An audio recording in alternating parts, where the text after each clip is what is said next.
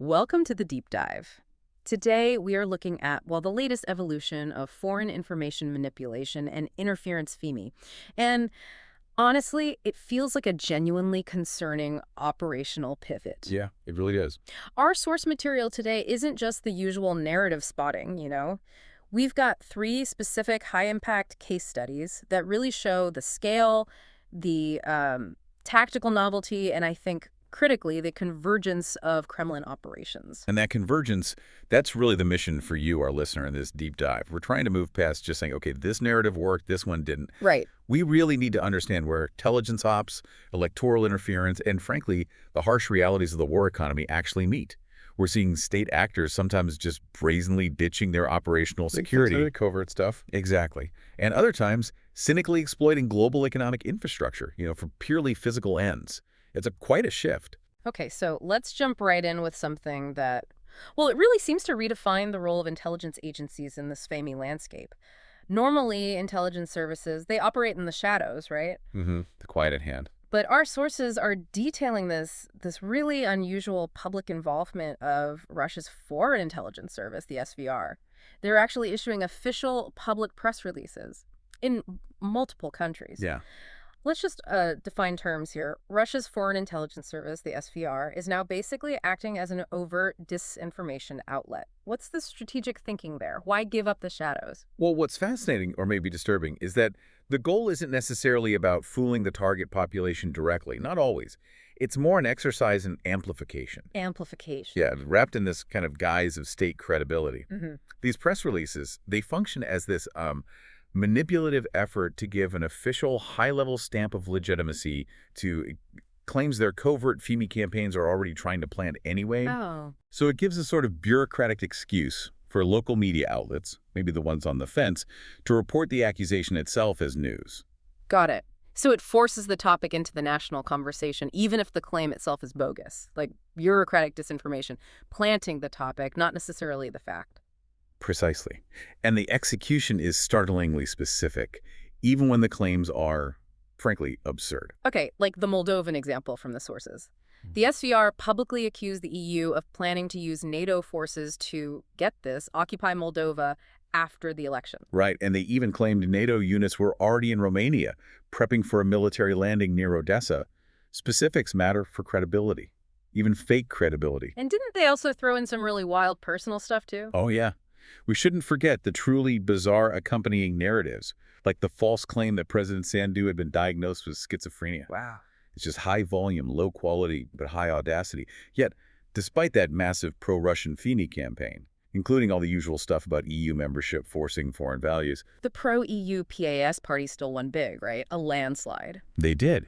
Which brings up your point, wait, if the goal is subversion and they lost the election, doesn't that make the SVR operation a failure? Yeah, that's what I was thinking. Well, not entirely. And this is where the analysis gets tricky, right? The operational intent seems to be injecting chaos and instability. But perhaps more importantly, it's about creating a prefabricated official state narrative that explains away any bad election result. Ah, so if they lose, the SVR has already put the official talking point out there. The West sabotaged us. Exactly. Pre-bunking their own failure, in a way. And we saw that template repeated elsewhere, didn't we? Serbia? Yep, in Serbia, the SVR asserted the EU was plotting a Serbian Maidan. They tried to twist legitimate domestic protests, about the Novi Sad railway station collapse, corruption, lack of accountability, stuff that started late last year, into that tired old Western-sponsored color revolution box. Same playbook. And Georgia, too. Ahead of their elections, the SVR ran this campaign, accusing Western partners of trying to carry out a color revolution. They specifically went after an NGO, Georgian Youth for Europe. Not even a major political party. Nope. Slandering them over alleged EU funding like 50,000 euros for projects demanding loyalty to the West, using a standard grant amount to allege a huge coup plot. And let me guess, the coup never happened. Unsurprisingly, no. So this whole segment really shows a strategic decision. The intelligence community is now actively, overtly participating in the information war, credentialing the whole FEMI ecosystem from the top down.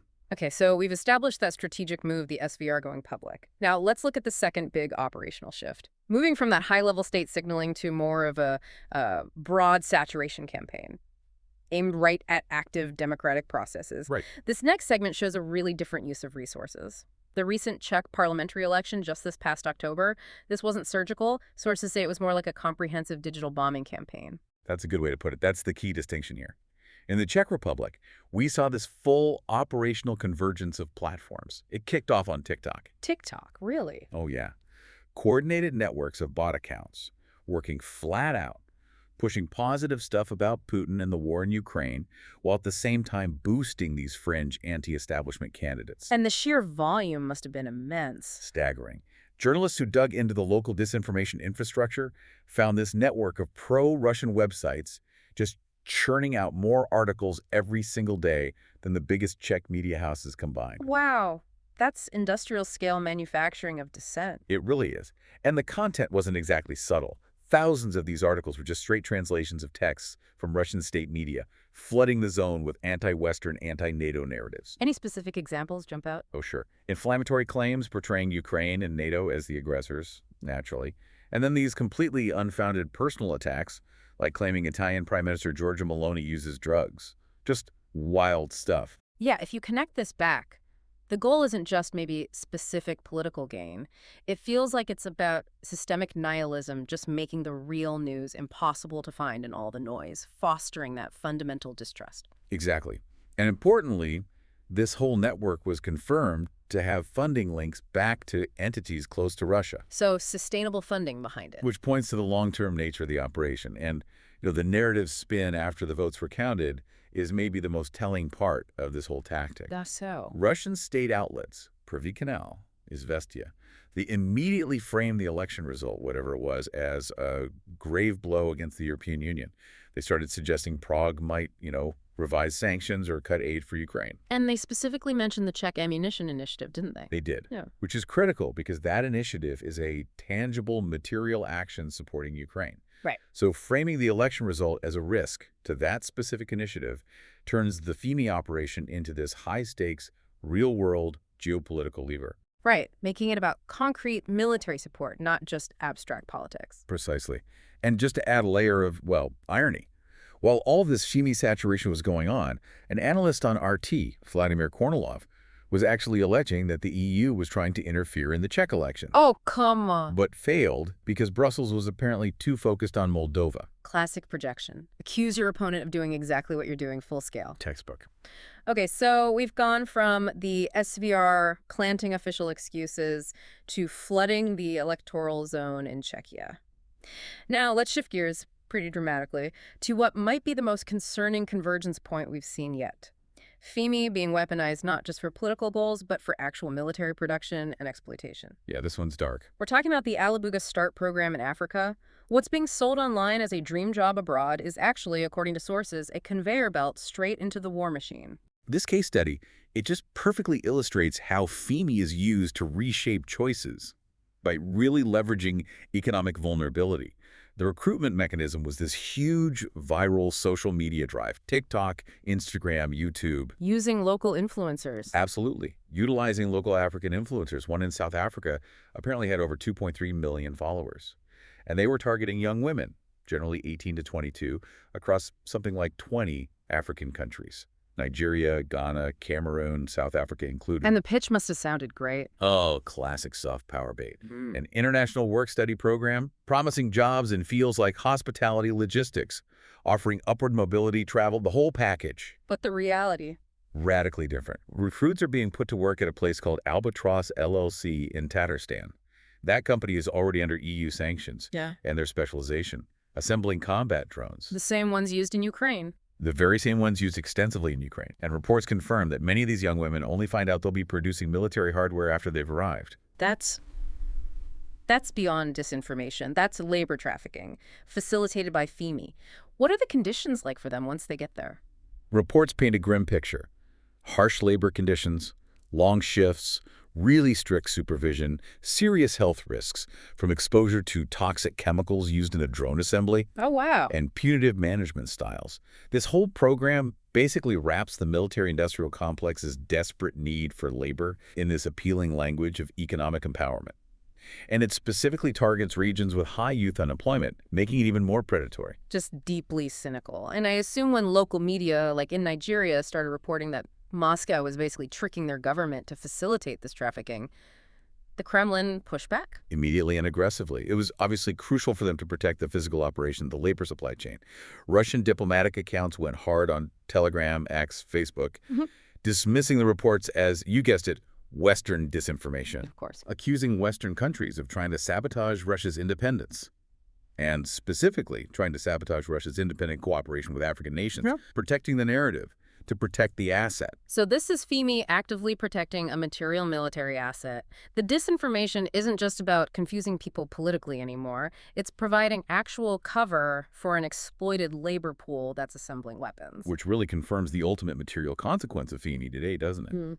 Global conflict is reaching deep into just everyday online spaces. A young person's TikTok feed becomes potentially a forced labor recruitment tool. Yeah. The targeted information manipulation serves a direct strategic and military outcome. It's not just about minds anymore. So wrapping this up, what does this all mean for those of us tracking the FEMI landscape? We've looked at quite a spectrum here. The SVR going overtly public to credential fake coup stories, the saturation bombing of electoral spaces like in the Czech Republic, and this really cynical use of soft power and social media to traffic labor for drone assembly in Tatarstan. Yeah, I think these cases reveal a critical and honestly undeniable operational shift. The Kremlin seems to be just dissolving the traditional barriers between intelligence work, state media operations, and viral social media campaigns. It's all becoming one big effort. Right. FEMI isn't just content anymore to, change minds or sow political distrust. It seems increasingly focused on changing material reality, undermining government stability, yes, but also actively recruiting and exploiting labor for the war effort itself. Which leaves us with a pretty stark question. It does. A really important question for you, the listener, to consider. When information manipulation gets directly integrated into the military-industrial complex and overt intelligence operations like this, how does traditional counter-disinformation even begin to evolve? Do we need to move beyond just tracking narratives and start maybe tracking supply chains? How do we address these tangible physical outcomes?